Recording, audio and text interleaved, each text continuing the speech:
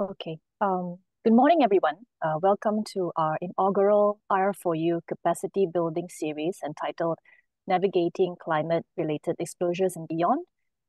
Today, we are very honored to have our distinguished panelists, Ms. Jane Ho, Head of Stewardship APAC at BNP Paribas Asset Management, and Ms. Trista, Head of Investment Stewardship Asia, ex-Japan at Legal and General Investment Management. The session will be moderated by our Dr. Hezri Adnan, Director of Group Sustainability at Bursa Malaysia. Before we begin, a quick note on housekeeping. We will have a Q&A session at the end. Please type your questions into the chat box and Dr. Hezri will address them with our panelists. And also, the presentation slides will also be uploaded on our website, on our Bursa Malaysia website. So without further ado, I'm pleased to hand over the floor to Dr. Hezri. Dr. Hezri. Thank you, Michi. Good morning, everyone. Greetings of peace, greetings of solidarity. Thank you for joining us this morning. I heard that we've received an overwhelming response from the audience, from the listed companies fraternity, and it's very encouraging to see this. We are lucky because we have two presenters from the investor community to share with us the importance of sustainability disclosures. And this is a topic which is, I guess, on our very desk now, and it's changing very fast. And hence, it's very interesting to hear from the investor community what are the opportunities ahead, what are the challenges ahead, and how do we go about reporting on disclosing our information in ways that are relevant for the investors. So without further ado, I would like to begin the session by inviting Jane Ho, the Head of Stewardship, BNP Paribas Asset Management. Over to you, Jane. Hi, thank you, everyone. And thank you to Bursa Malaysia for organizing this session. I think it's really important as sustainability disclosures are rolled out on a mandatory basis across the region that we're doing this session to let you know why it's so useful and important for your stakeholders. So thanks for having us here today as well. Here you can see the slides. Next slide, please. I just want to take maybe 5 minutes of our time just to set the scene as well on sustainability in general. I will be talking about IFRS S1. So these are the International Sustainability Standard Board's first standard, which are the general requirements for disclosure of sustainability-related financial information. Sorry, it's very long. I will be talking about that after a brief introduction on sustainability before passing on to Trista, who will be talking about the second standard, S2. So firstly, just to set the scene, hopefully the business case for sustainability is very clear to you by now. But just to remind ourselves, these are very material risks for companies. There are transition risks, and these are the risks that are associated with halting sustainability issues such as climate-related or nature-related. Some of these transition risks are outlined here. Regulations, changing consumer behavior, for example, which can impact a company, of course. And then there are physical risks as well. So these, again, are not only just from climate. These can be from climate. So, for example, having a sea level rise that is impacting your assets specifically, or degradation of nature impacting crop yields, for example, for agricultural companies. So these are very real physical risks from sustainability, from a sustainability perspective. And then there are, of course, opportunities as well. And I think many technological ones come to mind when we think about that. So I don't want to go through all these that are outlined on the side, whether it's regulations, reporting. There are some push and pull factors for businesses to be acting on sustainability now.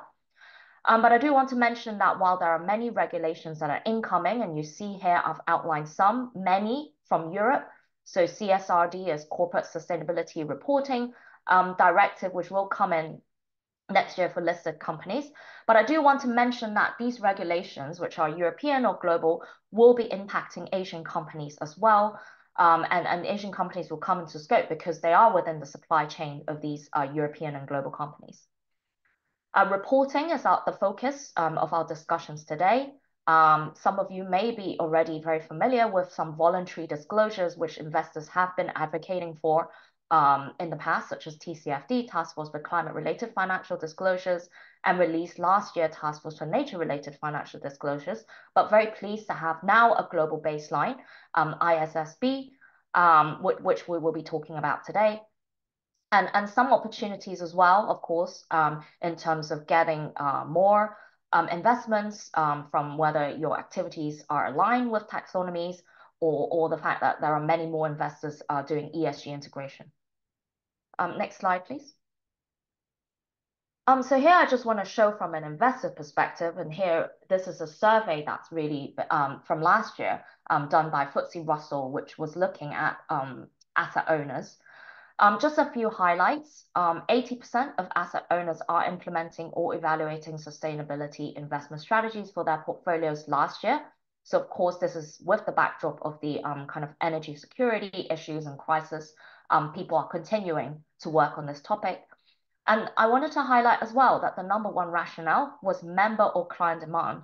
And that is really showing that there is an end demand from whether it's the broader consumers or the broader society for us to be acting on this.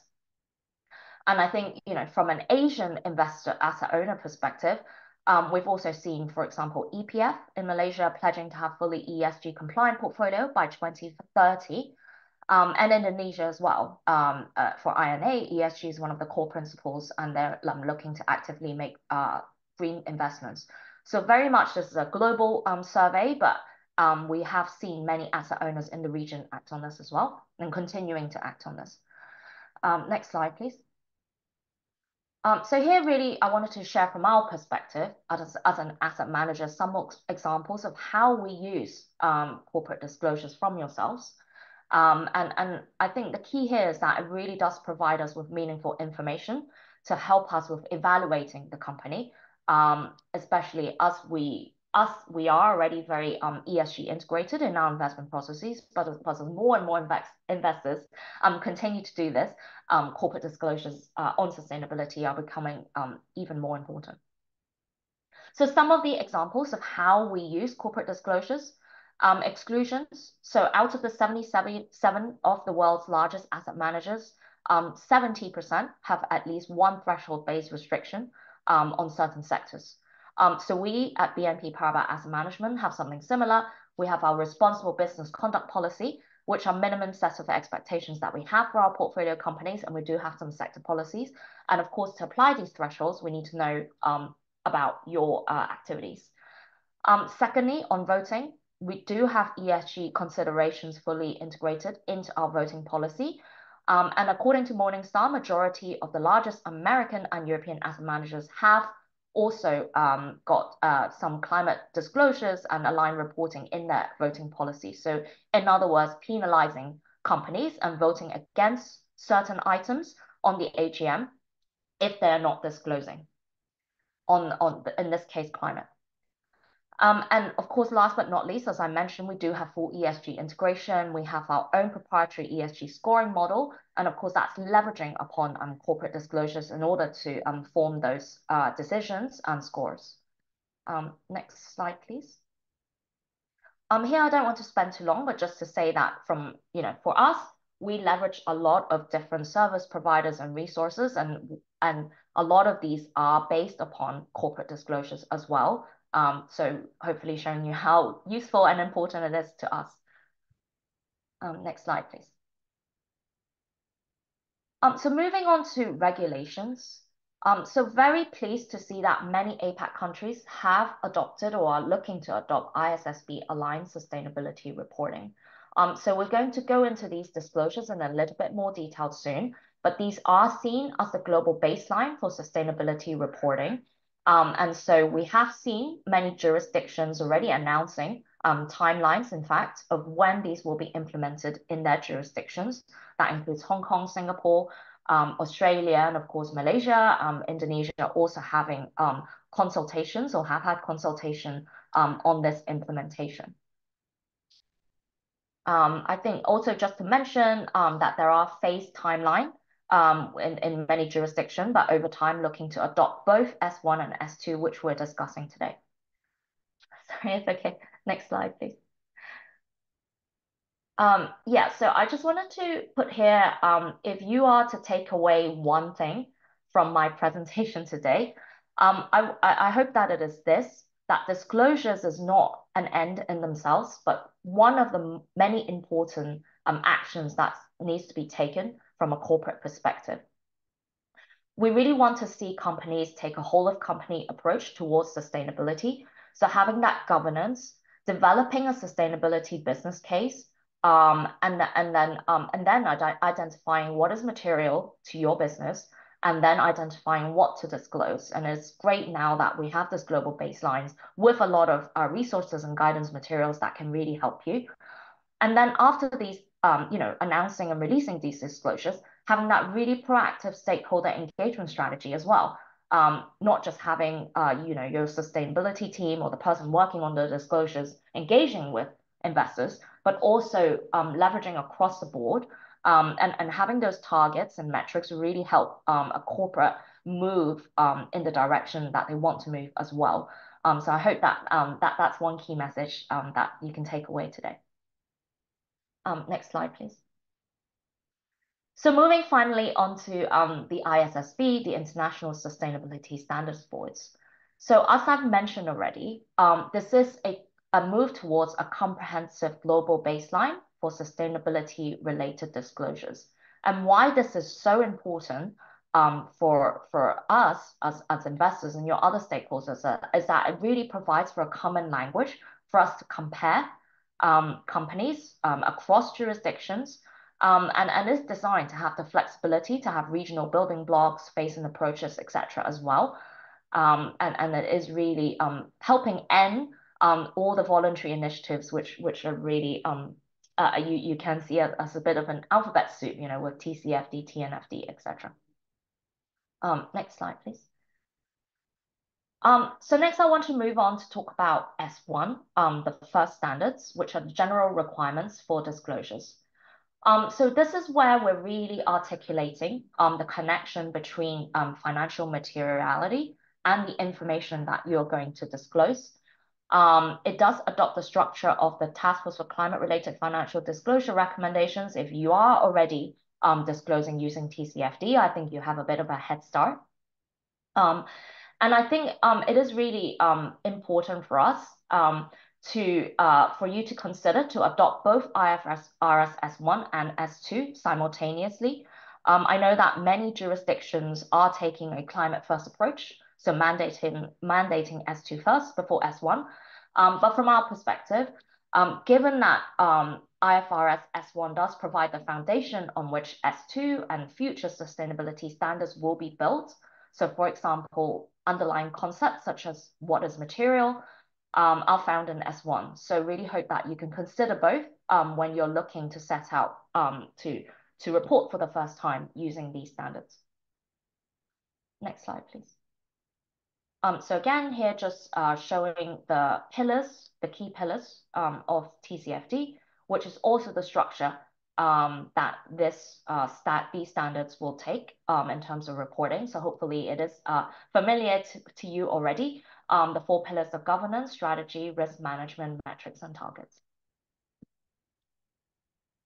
So I think Trista will cover this, so we can move on to the next slide. So over the next couple of slides, I just want to talk a little bit about industry-specific disclosures. So IFRS S1 does require company to refer and consider the applicability of the topics and metrics in the SASB standards. So these are sector-specific standards that have been released and are being used by many companies all over the world already. And I think it's really important to have industry-specific disclosures. I think it's very obvious, but it really does help on both sides. From your perspective, from a corporate perspective, you can really focus on what investors find decision useful, are asking for, are comparable across other companies in your sector. And it does reduce the cost of reporting as well, if you're not reporting on everything, and improves the signals and minimize the noise. And of course, from our perspective, we also look at companies on a sector basis and analyze companies from that perspective. So this is why industry-specific metrics are really important. Next slide, please. So here, just a little bit more detail about SASB. There are 77 industry-specific disclosure standards. So identifying the sustainability factors that are most relevant to financial performance and company value in those sectors. As I mentioned, many companies, over 2,500, are already using these SASB industry-specific standards, and they were worked upon by investors as well. With the extensive consultation to come up with these existing standards now.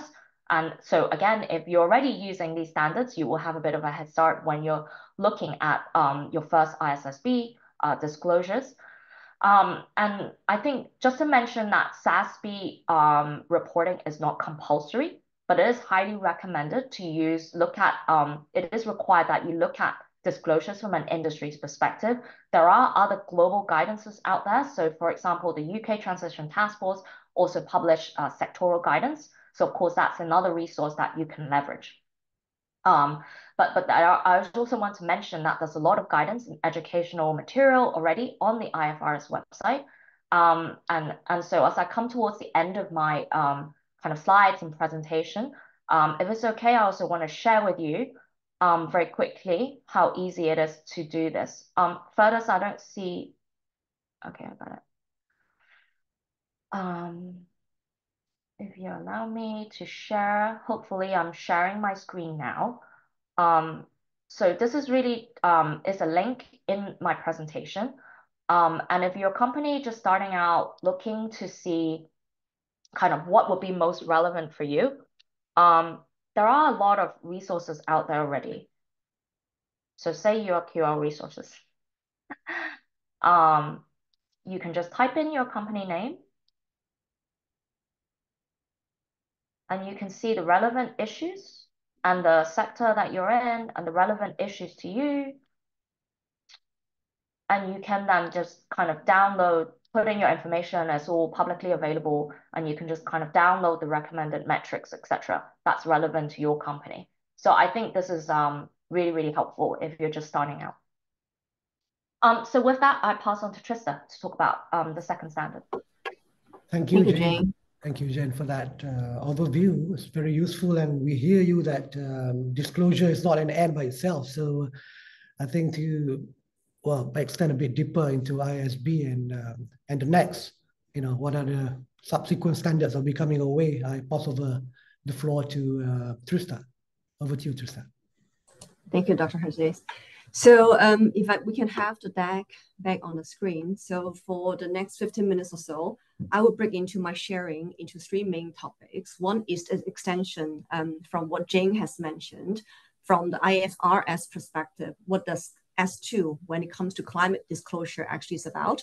And the second part, I'm going to talk about a little bit beyond climate disclosure, what will be the upcoming, so that the audience can get preparation in advance before those standards are coming out. And the next, I'm going to wrap it up with very quick, just to share it within LGIM as an asset manager. How do we actually use those climate and nature and all the other sustainability data into our investment considerations? So hopefully that will give you a walking away with why the disclosure is important and how in reality is that investors are actually looking at the data. Next, please. Next, please. Right. So as Jane mentioned that IFRS has now set up two standards, and the S1 is the foundation of our sustainability, and S2 is specific about climate. So a lot of questions that we get is that how is this S2 different from TCFD? So I'm going to dissect a little bit just to give you a highlight of what S2 is actually looking for. And then next, I'm going to talk about the difference between S2 and TCFD. So for those of you who are already familiar with TCFD or disclosing with TCFD, this should give you a head start when you think about S2 when it's about to launch for a disclosure requirement.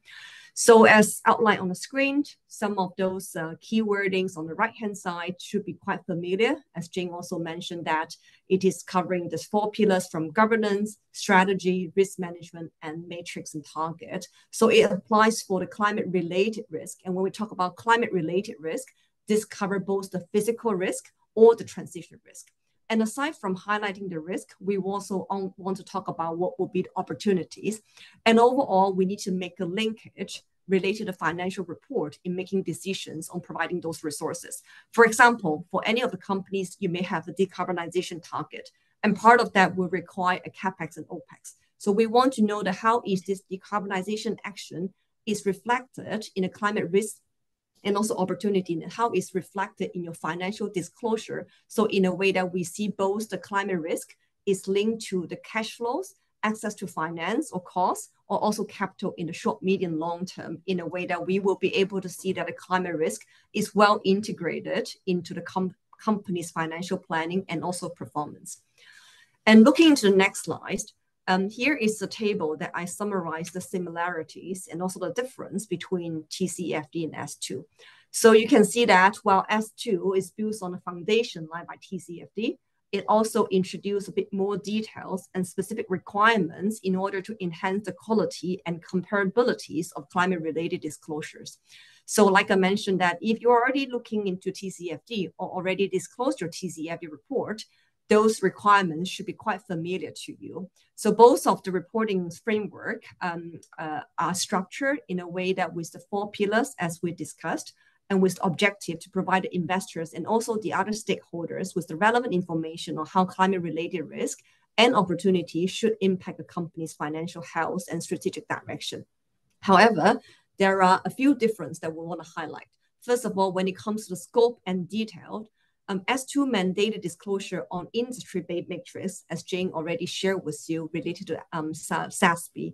And then also it talked about the planned use of carbon credit and also additional information about finance emission. While TCFD provides the broader recommendation, but then is less prescriptive in terms of what will be the specific matrix and disclosure that is required. Second, when it comes to the integration with the other standard, S2 has been aligned with the other disclosure standard, for example, S1, while TCFD has been designed as a standalone set of recommendations and does not integrate with the other standard. So that means that when you're looking into IFRS S2, you will be able to leverage the foundation of the other interrelated and then also at a global base of the disclosure standard, which is what investors are looking for. Lastly, when it comes to the additional requirements, S2 does require company to disclose, for example, the latest information about the intention use of carbon credit, and then also how you have set your targets and whether those targets have been validated by a third party, for example, science-based target. However, TCFD does not require those in specific, and then also the international agreements and third-party validation is not being featured. So this is where some of the key difference that we want to highlight when you think about S2 disclosure based on what you have done on TCFD. So we are very familiar with the alphabet soup. Some of you likely have been receiving disclosure requirements from carbon disclosure projects and sign up to their questionnaires when it comes to the climate and water disclosure.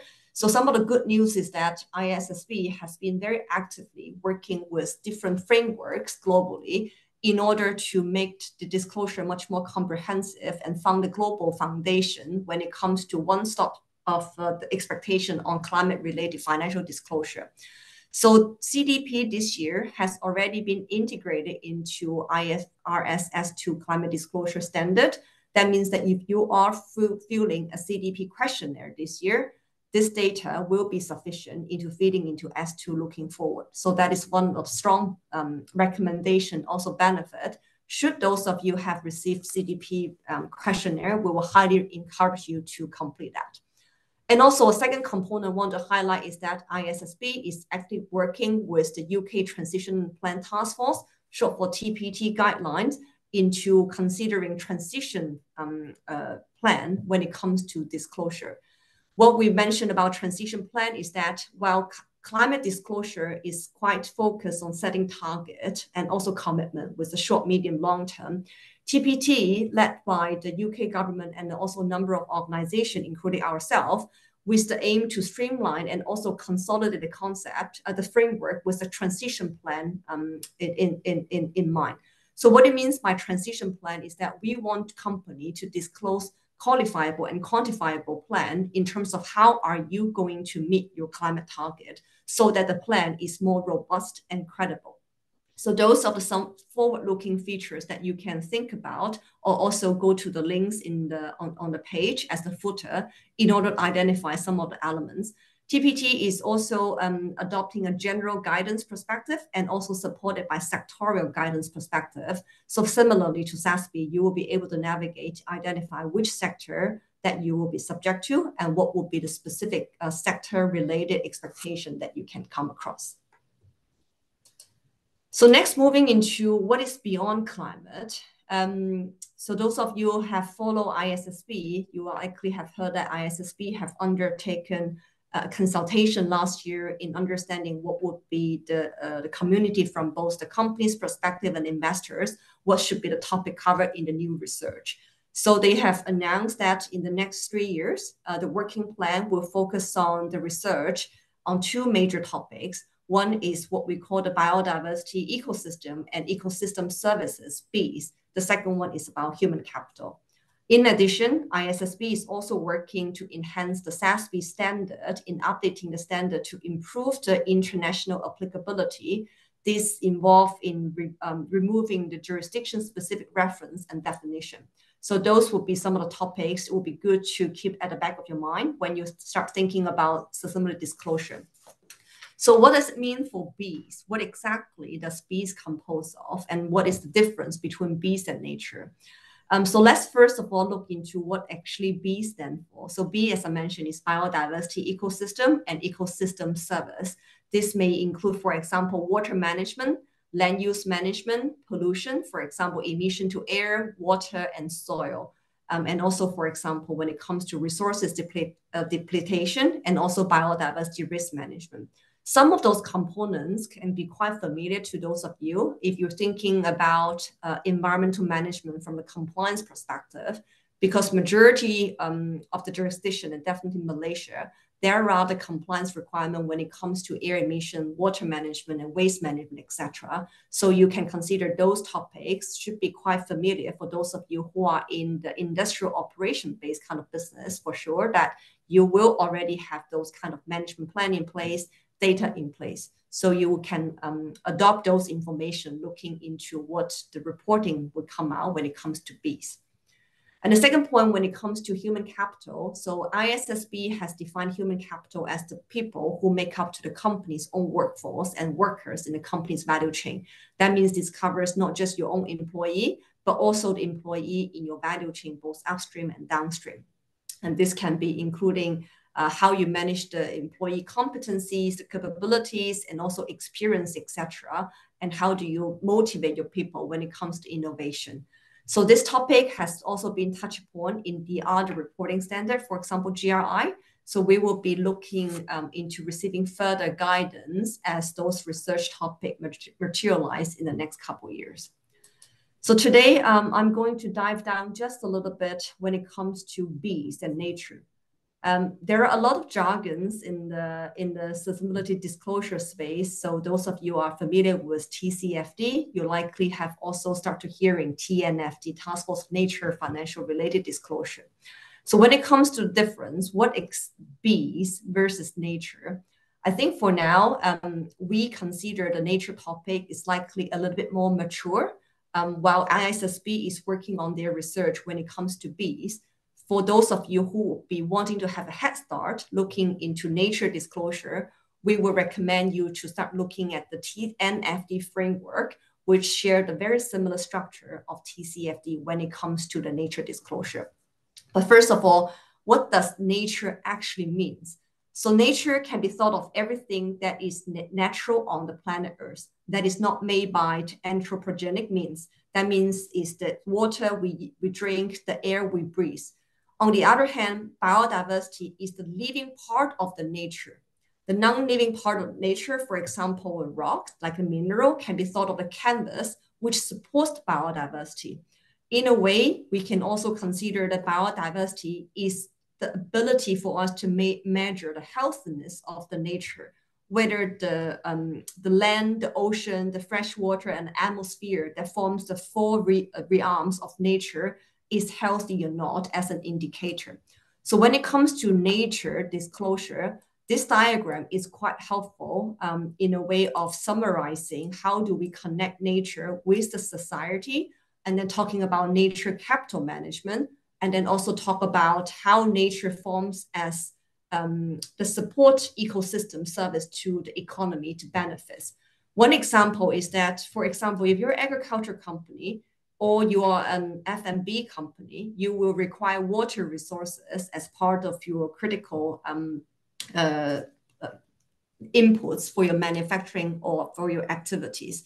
But however, water is not finite.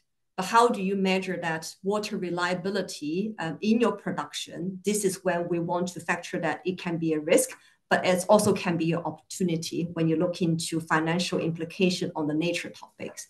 So why does nature important? Why is it financial material for us? There's the statistics indicate that nature forms the foundation for our economic and social system and account for 50% of the global GDP that is highly or moderately depending on nature and its services. And in case of the loss of such vital ecosystem, it is estimated to reduce the annual GDP by 2.7 trillion by 2030. So those is the significant amount of financial losses that we will be looking at should we not manage nature. And if you look at what does nature matter to Malaysia in the next slide, there's also a recent report done by the World Bank that issued last year that within the Malaysian context, around 6% of the Malaysia GDP could be lost by 2030, also due to the economy's high dependency on nature.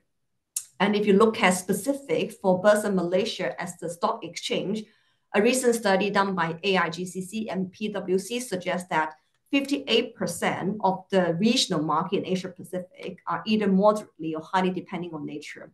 And for Malaysia itself, 28% of the capital market capitalization is considered to be highly dependent on nature, and 26% to be moderate dependent.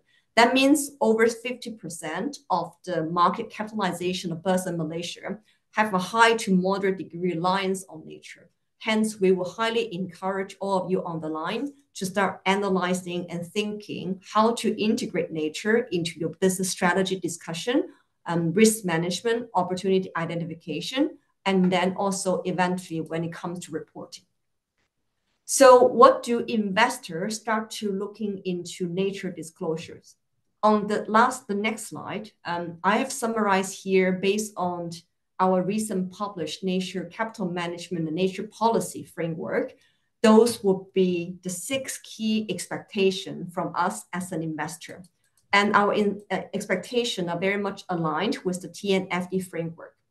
So first of all, similar to the climate discussion, you will need to do your own assessment based on your location. For example, where are your operating facility? Where are your suppliers' operating facility? To understand how is the location-specific interface with nature and prioritize those impacts, dependencies, risk, and opportunity.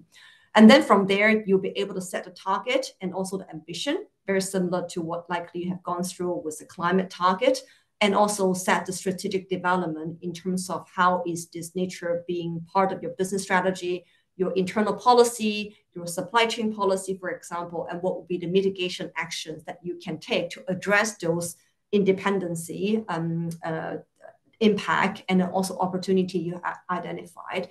And from here, you will be able to have a monitoring plan and being accountable both internally and externally. How are you going to achieve this target? And while nature is not standing alone, we will need to expect the companies and including ourselves to engage with external parties, including the other players that you will be working with in your supply chain, trade association, policymakers, and key stakeholders in creating an enabling environment to implement this plan. Last but not the least, we will encourage companies to start disclosure. So in Malaysia, we understand there are already a number of companies that have signed up to be TNFD early adopters. So those information is also available on the website if you want to identify who are your peers that have signed up to the TNFD disclosure. So lastly, I'm going to wrap up very quickly just to give you a few examples of how investors use data. So when we're preparing this webinar, we were told that often corporate companies will think that investors are using a little black box when we use the data. So we want to be as transparent as possible, just to share from LGIM's perspective. There are a number of avenues that we are already integrating ESG data into our investment decisions and also engagement with companies. So first of all, within the LGIM ESG score, we are considering 34 data points, including environmental, social, governance, and transparencies into our scoring. The scoring methodology is published. We are now ranking around 17,000 companies' performance, and then the performance result is also published on website, which means if you search lgimesg.com, you will be able to find the companies, your specific company's disclosed data, and then also how we rank you comparing to the peers. But however, I have to point out that the coverage, it is linked to the MSCI equity. That means we may not be able to cover all the ESG disclosed score on our website, but we do have the database behind the scene that we'll be able to use when it comes to investment decision. So for certain index strategy, should our client identify certain topics, for example, climate or social diversity, important for their investment decision, we will be able to draw on your ESG disclosures based on the 5 data providers that we work with, and then we will be able to rebalance the index at the biannual base. And then for the companies that are stronger performance on certain topics, for example, environment, we will be able to apply the capital tilting accordingly, favoring the company with a good performance. And also vice versa, when it comes to the companies that do not have the good disclosure performance, we will be applying less capital in order to favor the capital allocation according to the ESG consideration. So as you can see that, even though we're just starting talking about nature, but last year we already included 3 nature capital topics, including biodiversity program, deforestation program, and also water management into the LGIM ESG score. And looking forward, we will be refreshing this consideration and also adding potentially additional topics that will be material when it comes to our own evaluation and also our clients' demand. So next is another ESG perspective that we have integrated more from the active fixed income perspective. So within our investment research team, we have integrated LGIM ESG view into a comprehensive tool that you will be drawing into a number of data providers as listed on the screen into the consideration. So this is the additional data we draw from external data provider on top of our own proprietary inputs. And this is providing for an overview of understanding, is there any risk to do with the ESG performance of the companies? Is there any controversies? How is this benchmark across the sector? And the decision is able to be applied into an investment decision, not just from the exclusion-based perspective, but also when it comes to capital allocation. And just to point out that the difference between the index and active fixed income is that we are looking at from 2 different scoring perspectives, but the data we use are shared. And when we talk about the fixed income and the bond perspective, we're actually evaluating a company's at the issuer level's ESG performance. That means even though we may be discussing a sustainability bond, a green bond, it is still the company's ESG performance that we are counting on in order to make the criteria that if this bond is eligible for certain investment strategies. Hence, when it comes to disclosure, it is important to be holistic, thinking from the company's issuer level rather than just at the bond, the credit side. The next one is that we have another score that we have disclosed publicly when it comes to methodology and also the scoring criteria. So this is called the LGIM Climate Impact Pledge Score. So the Climate Impact Pledge Score is a supporting tool as part of our Climate Impact Pledge engagement campaign that has been running for 8 years. So this campaign now has 2 components. One is the quantitative engagement tool based on the LGIM Climate Impact Pledge Score that we assess around 5,500 companies globally. The scoring criteria is very similar, mirroring with the TCFD 5-pillar disclosure. However, it also considered the sectorial expectation. So if you go to our website, you will be able to see the methodology itself and also the specific 20 critical climate methodology and expectations that we have disclosed. And based on the disclosure, we are scoring companies' climate disclosure based on those information twice per year. And this information is applied into certain investment strategies and also used for our engagement. So here is just to give you a glimpse of how this information is filtering into our own mother company's disclosure and identify some areas that we are doing well in the traffic light system and some areas that we will need to work on in order to improve that disclosure. The last, just to wrap it up, climate has been a key consideration within our company and similar to the other asset manager and also our client's asset owner. We have been developing our own proprietary climate solution, which we call the destination at risk. And this is intended to safeguard against climate risk, capturing opportunity, and also harnessing the discussion of energy transition. And then the data is fed into how do we quantify the climate risk as investors, and it's linked to the usage of, for example, what I mentioned, the climate impact pledge score. And then it's also identify what would be the suitable investment opportunity for us to allocate capital, benefit from the companies that are transition faster with their transition plan, and then also at a portfolio level, help us to manage portfolio in order for us to consider what would be the risk that we may reallocate the capital or to prioritize the capital allocation to favor those companies. We also use the climate data in order to communicate with our clients because similar as like yourself, we're increasing the receiving expectation from our clients at a much more granular level to discuss that, to present how their portfolio is performing in meeting different climate commitments. So all of that is relying on data that you are able to provide to us, and hence we will be able to communicate to our clients. We are also working in the landscape that there is evolving, increasing regulatory reporting expectations from the different jurisdictions that our funds located, our companies are set up. So ultimately, the data are fed into our internal stress testing scenario, and we'll be able to model specific companies' financial performance based on your historical performance and the target that you've set up, and evaluate the future 30 years, how likely this company's financial performance will be able to resilient based on the climate scenario. And then we'll be able to model different portfolio based on the data that's provided and understanding the impact, and then also consider into the capital allocation. So I hope this gives you a glimpse of how we as major investors is actively using climate, nature, and different sustainability data in various fronts into our internal decision-making and also engagement with companies. So I'm going to pause here and pass back to the moderator and see if there's any questions on the line. Thank you.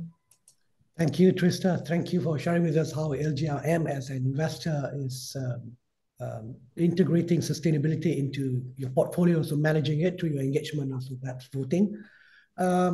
We hear you about the importance of nature, as sort of the next framework that's coming to town, and it's 54% of public listed companies in Malaysia are actually either moderately or highly dependent on nature. Yeah, 54% dependency. So that's pretty high, and I guess it's also encouraging to hear that some of our listed companies have already registered as an early onboarder of the TNFD.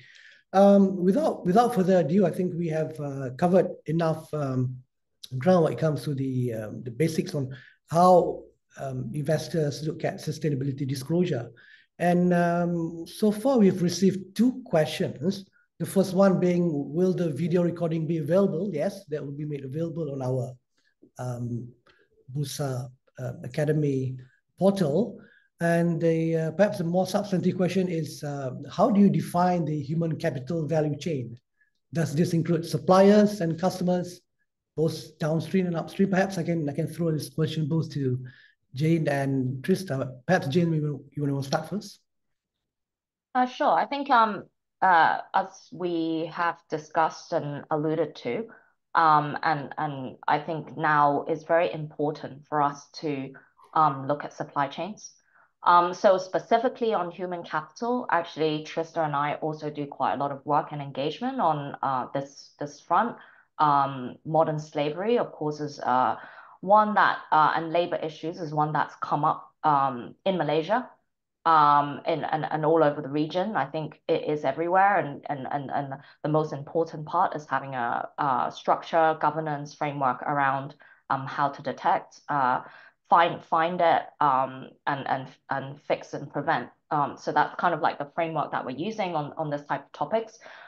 So in a nutshell, yes, I think supply chain is very important, and that's kind of what I mentioned when I discussed, the Corporate Sustainability Reporting Directive in Europe, European deforestation regulation, and why these will have an impact on Asia is because companies, large listed companies globally, are looking at their supply chain. So human capital would be one of those topics, sustainability topics. But of course, when we're talking about climate, when we're talking about other aspects such as nature, everything, we are looking holistically and looking at the supply chain.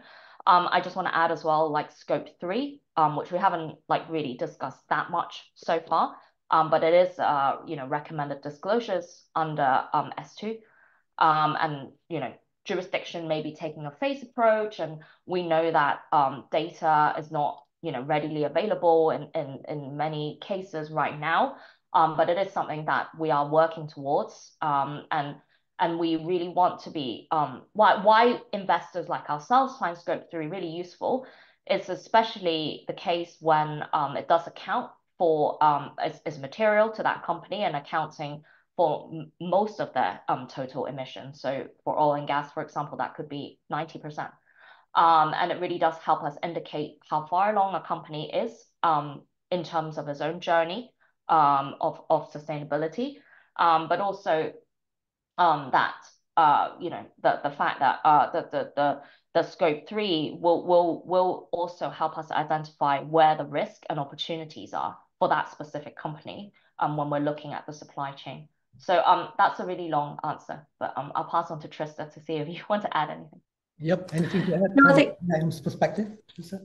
Yeah, I think Jane has covered really holistically. I think it's just to add that when it comes to human capital, we also need to recognize the overlap with human rights. And then also, for example, labor rights, labor relationships. So ultimately, when you think about a supply chain, it is that how confident are you with your supplier in their management of human capital, human rights issues? Should there be any disruptions, this will be a disruption on your end.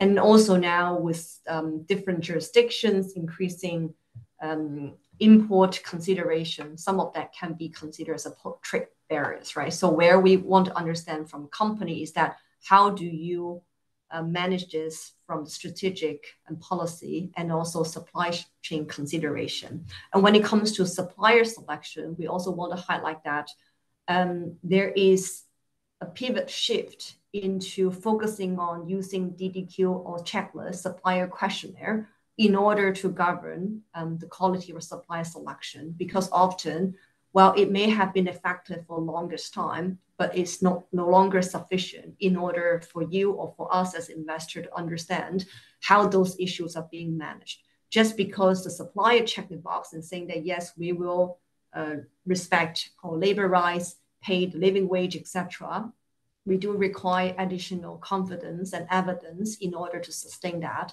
And more importantly, should there be a violation of those issues, both from the human capital and human rights perspective, we do expect companies to remedy and respect and protect that, right? So how do you just pass on that to your supplier in part of the supply chain or procurement process? Probably is no longer sufficient as this is moving forward. So I just want to highlight that point that we're looking into very much a worker-centric consideration at a center point, a people-centric when it comes to those topics. Thank you, Trista. We have a few more questions on metric, on the exact or the most influential climate metrics used by investors when evaluating potential investment. I know you touched upon them sort of at the surface level. If you want to, expand on that a bit, maybe Trista first. Yeah. So maybe I quote what Jane said, disclosure is not an end itself. So we highly encourage company not to think from just what investors or regulator will want to see, but really consider is what this means for yourself. When it comes to the matrix, we will look at the high level as board commitment, is climate or ESG performance into the board executive committee's performance KPI, because this is indicators of understanding how likely the company is able to deliver the commitment from the board and senior executive level. We're also looking into disclosure as granular as scope 1 and 2 and 3. Is the company science-based target validate their data, any third-party verification? And then also we're looking into temperature alignment in certain sector. Is there green revenue, carbon reserve? We also look into transition plan that gets actually quite specific into the sectorial perspective, what would be the expectation we have. So for example, we recently published the mining sector transition plan expectations specific to the sector, right? So those will be some of the things that will be looked for. It is a broad bucket of anything to do with climate.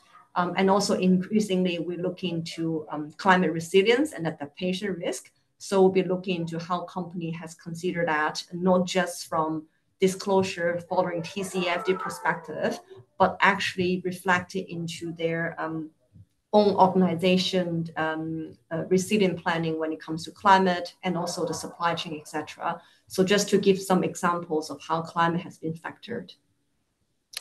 Thanks, Trista. Yeah, I think Trista, you covered most of it already. And I think your answer also covered the other question, which is what benchmark or standard would investor use to compare climate-related performance. I think ISSB will be the global standards going forward. So what we covered today, I think the key disclosure items are scopes 1 to 3 using GHG protocol. So to the extent that you can find relevant global benchmarks, references, recommendations, and then the sector-specific one as well. I mean, Trista also mentioned, for example, investor expectations on mining and on agriculture, etc. I think that's the part that I would add. Just to latch on to that, there's this specific question whether investors are expecting a separate report on TCFD and ISSB, or you're going to be combined in one integrated annual report. Very practical question, but I guess that's the questions on everybody's head now. Jane? Yeah, sure. I think our preference is for companies to include their sustainability disclosures as part of the annual report, given that we do think that there are financial implications associated with these sustainability issues. So it's quite important that sustainability disclosures can be easily linked to balance sheet, cash flow, other P&L, etc., which is like the concept of connected information under the ISSB standards. But we do recognize that many companies may opt to issue standalone climate reports. But sometimes, we are using annual report when we're looking at information, and we may be missing out sustainability reports, for example, if it's not easily locatable. But I think it could be an interim solution. Some companies are doing that right now instead of having one integrated report to have separate ones. But over time, we do hope that it can be put into one report. And at least, even if there are separate reports to be issued at the same time, because we will be looking at information, as I said, that's connected between your traditional P&L and sustainability in general. And also just to mention, both Trista and I think, mentioned how we use this information for voting. So having those timeline, that's easy for us to use this information to incorporate it into our proxy voting decisions would be very useful as well, bearing in mind when your own AGMs are. Right. And you use that for your engagement as well, I presume, yeah? Yeah, exactly. I think, preference for integrated from my perspective. If it's separate, same timing, and then that timing should be useful for proxy voting, if possible. Thanks. Yeah, thanks, Jane. Trista, do you want to add to that? No, I think we have more questions, so we can. Yeah, it's we had about over 170 people during the your presentation, and now it's we're still about 160 plus people, so people are still engaged, which is great. There's a specific one on the last question there, if a company manages industrial properties purely in industrial parks or highly developed areas, what kind of biodiversity and deforestation disclosures and commitment should they look into? But perhaps Trista will be something that you presented. Sure. Again, before we jump into what to disclose, we will encourage company to do the assessment in understanding if in your operation, in your value chain, supply chain, is there any dependency on nature, for example, water resources, trees, or the other components if you're an agriculture industry that highly depending on your operation. So what would be those nature topics include? And then from there, you will say that how do I manage the risk? And then what do I need to disclose accordingly? And a disclosure, for example, if you're in an industry facility, then indeed the likelihood of dependency can be limited. However, having said so, if your industrial operation is within the close proximity of another nature protection area, and do remember the animals and then also the nature, for example, air, water, they don't have the boundary. So there will be the cross-boundary implication. So this is where in understanding the location where your facility is located, and then nearby, is there any critical habitat protection area? In particular in Malaysia, East Malaysia, there's also a large area that has been under conservation. So there's also the animal species and also the plants and fauna that we need to be protected, right? So those would be things that you consider. And then also depending on the tenants, so maybe your tenants will have some of the water consumption depending on the sector. So if you are an industrial park that is with pharmaceutical, F&B, they may have a higher requirement of the water quality and quantity when it comes to that. So as a park, that means that you also will be subject to that as a potential dependency. So just to give an example of how this can be looked at. And again, TNFD has a lot of training module, very informative and helpful for the ones that would want to start on this journey, understanding nature. Thank you. Thank you, Trista. Back to climate-related factors. There's a couple of questions here which is quite related. Are there specific climate-related factors that can lead to a re-evaluation of a company's stock? And the other one is on the how do climate-related disclosures impact the valuation of a company? I think you've touched upon that earlier, unless you want to expand a bit on that. But perhaps on company stock, both Trista and Jane, maybe. Yeah, I can start. I think firstly, on how climate-related factors that can lead to revaluation of a company stock, I think that's so many channels. But I can just off the top of my head think of some potential hypothetical situation, right?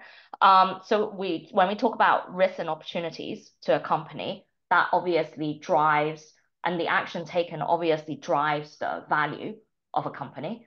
So if you are not taking physical risks, for example, and your whole plant is not resilient to increasing occurrences of extreme weather, for example, then obviously that can disrupt your operations, and that will lead to a decrease in value, potentially, right? So we saw that with flooding in Thailand, when a lot of Japanese companies that were located there were affected and the operations were affected, right? And I think on the other side of lack of water scarcity, TSMC which had problems and had to reduce their production because of a scarcity of water. And they're looking at addressing that now. This is in Taiwan. So again, there are many channels of which climate factors, physical risk is not the only one. But consumer changing their preferences, no longer buying things that are fossil fuel generated, for example. So there's many factors, and you can't really name all of it, but just to say that we do believe that climate and these other sustainability issues like nature are material, and that's why it is our fiduciary duty to address these us in our investment processes. I think to the other question of how do disclosures affect valuation? Again, it comes down to the fact that they are disclosures. So it's not gonna affect your intrinsic company valuation, right? But the action and the strategy that you take and will affect your ultimate intrinsic value. So that's one thing. On the other hand, of the market valuation, so that depends on supply and demand for your stock, right? So that's your intrinsic value. If someone does a DCF or whatever, that is depends on the strategy and the action that you take. When we talk about the market valuation, again, I think in my slides, I showed very clearly that more and more investors, asset managers and asset owners are integrating ESG fully. So clearly, if you are on the front foot and you are acting and are shown to have a strategy that can address these issues, and of course, disclosures, again, is only part of that, which we've emphasized several times, then there will be more demand for your stock. So that's your market value. I know we're coming up to time, so maybe, I don't know if there are any remaining questions, Trista, you want to address. Thanks. Yep. I think that one, Jane captured very comprehensively when it comes to how do we consider and how do we reflect that. Yeah. Anything on best in class ISSB aligned integrated annual report that you want to flag? There's a question on that. I will say we haven't, the first stock exchange that will start applying this will be Hong Kong from next year. So I will say we're still in the preparation stage, but this is where a lot of changes will happen. So stay up to date and understanding the development will be key. Yeah, I would say CLP. So they are like, they disclose, again, they're listed in Hong Kong, and I engage with them. So they disclose already first iteration of ISSB. So I think that's a good reference, utility company. And the other point I want to make is that it's an iterative process. So we don't expect like your first, same for what we said on TCFD, is like we don't expect your first iteration and reporting to be like the same one that you will use for the next 5 years. We will continually improve, but it is important that you make a first stab, right? And there will be like phase-in approach, etc., for Malaysia and other jurisdictions, and that will evolve and become more detailed over time. So yeah, maybe CLP would be my recommendation. Thanks. Thank you, Jane. It's a process, and it's important to recognize that so we have all to stay in tune and see what's coming from Hong Kong in the next few months. As we see the early reports using this framework. There are a couple of other questions, but I think pretty much along the line at which what we have discussed earlier. So I guess we are left with this task to thank both Jane and Trista for sharing your insiders' knowledge on how sustainability disclosures are important. Of course, there are many ways why companies should listen to investors. You have apart from your voting and your engagement, you have board representation and all that. Perhaps that will be a topic for another conversation, but I guess this is a very interesting first cut 101 on disclosure and the investor community. I would just like to again thank both of you for your willingness to be part of this conversation, and to all the participants for spending time with us for 1 hour.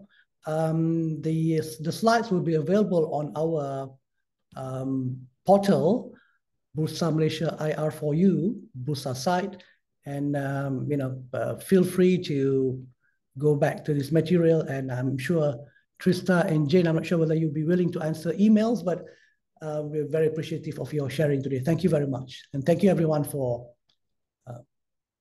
being here today. Thank you. Thank you, everyone. Thank you. See you.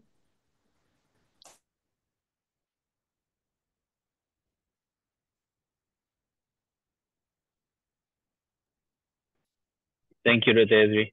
Thank you. Everybody's dropping off. Good job. Thank you. Yeah, thanks.